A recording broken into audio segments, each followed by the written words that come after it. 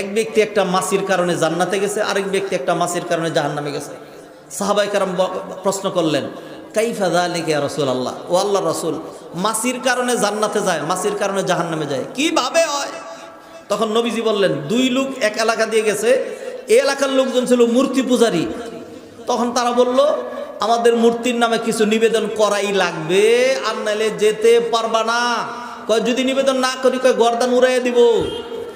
পরে একজন চিন্তা করলো যে হায় কি করি।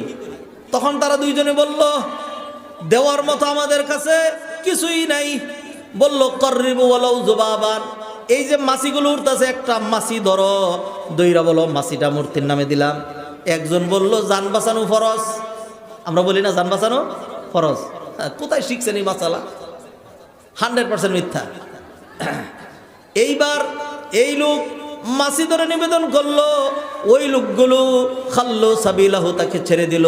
নবীজি বললেন, ফাদা খালান নারা, ওই লোকটা গায়রুল্লাহর নামে মাছি নিবেদন করে জাহান্নামে চলে গেল। আরেকজনকে বলল, তুমিও দাও।